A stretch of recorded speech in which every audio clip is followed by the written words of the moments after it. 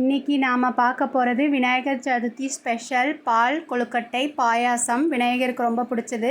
எப்படி செய்கிறதுன்றதை தான் பார்க்க போகிறோம். வீடியோக்குள்ளே போகலாம் வாங்க.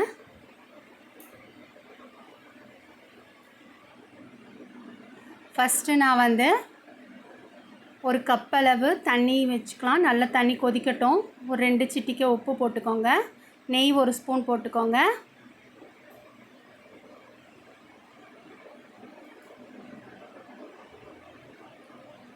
முக்கால் கப் அளவு மாவு எடுத்திருக்கேன். முக்கால் கப் அளவு மாவுக்கு 1 கப் அளவு தண்ணி எடுத்துக்கோங்க. இது நல்லா ஃபுல்லாக ட்ரை ஆகிற வரைக்கும் நல்லா கிளறி கொடுத்துக்கோங்க.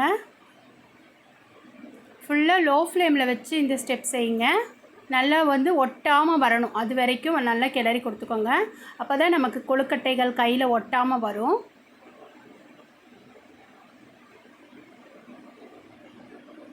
பாருங்கள், இந்த அளவுக்கு நல்லா ஒட்டாமல் வரணும். ஒட்டாமல் வருது பாருங்கள்.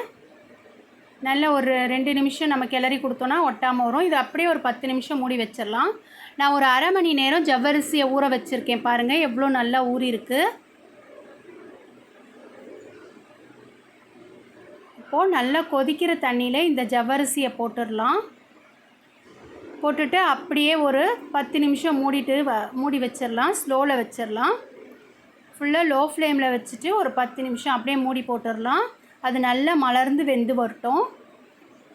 ஜவ்வரிசி நல்லா அரை மணி நேரம் ஊற வச்சுருக்கேன். அது நல்லா முக்கியம் பார்த்துக்கோங்க.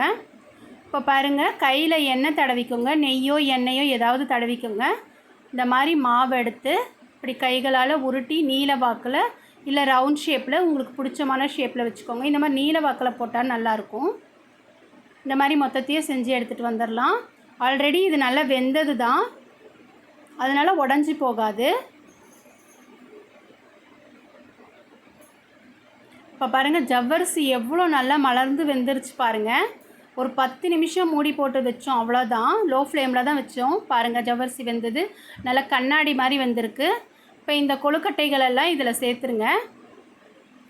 கொழுக்கட்டைகள் சேர்த்த உடனே நம்ம கிளறி கொடுக்கக்கூடாது. அப்படியே மூடி போட்டு ஒரு 10 நிமிஷம் வச்சிடணும். ஒரு 5 நிமிஷம் வச்சா போதும். பாருங்கள், கொழுக்கட்டையும் ஜவ்வரிசியும் சூப்பராக வெந்து மேலே எழுந்து வந்திருக்கு பாருங்கள். கை வைக்கவே கூடாது. இந்த டைமில் மெதுவாக கிளறி கொடுங்க. பாருங்கள், கொழுக்கட்டையும் ஜவ்வரிசியும் சூப்பராக வெந்து வந்துருச்சு.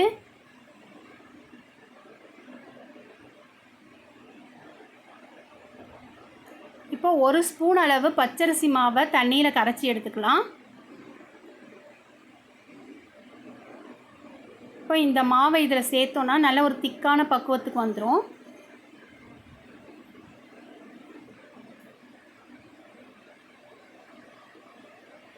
இப்போ மெதுவாக கிளறி கொடுத்துக்கோங்க. மாவு போட்டிருக்கோம் இல்லையா, அடி பிடிச்சிரும். அதனால தான்.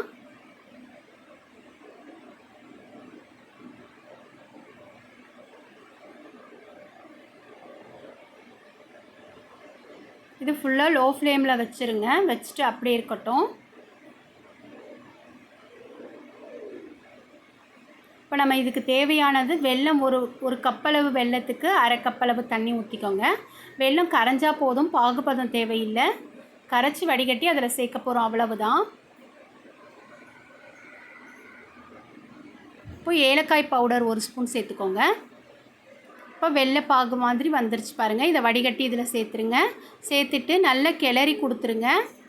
கிளறி கொடுத்துட்டு ஆஃப் பண்ணிடலாம். சரியாக போயிடும்.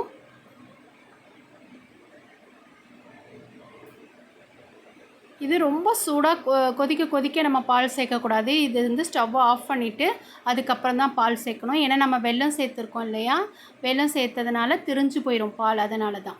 அடுப்பை ஆஃப் பண்ணிவிட்டு இப்போ பாருங்கள், பால் சேர்த்துட்டு மெதுவாக மிக்ஸ் பண்ணி கொடுத்துருங்க.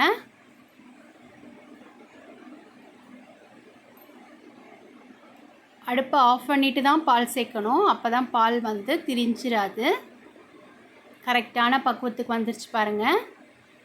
இது அவ்வளோ டேஸ்ட்டாக இருக்கும், சூப்பராக இருக்கும். விநாயகர் சதுர்த்திக்கு எல்லோரும் ட்ரை பண்ண முடியும். இது நான் சொல்லி கொடுத்துருக்குற அந்த டிப்பை மாற்றாமல் அப்படியே செய்யுங்க. இப்போ ஒரு 2 ஸ்பூன் நெய் விட்டுக்கலாம்.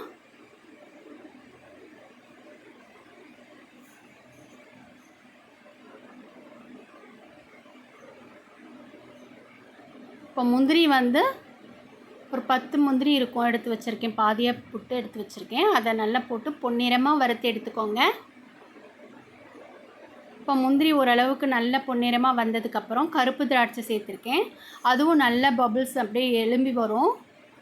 அது வரைக்கும் நல்லா கிளறி கொடுத்துக்கோங்க. அடுப்பு ஃபுல்லாக லோ ஃப்ளேமில் தான் இருக்குது.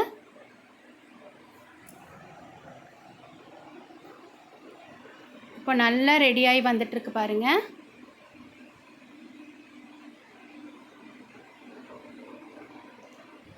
முந்திரி திராட்சை வறுக்கும்போது அடுப்பு ஃபுல்லாக லோ ஃப்ளேமில் வைக்கணும். அவ்வளோதான்.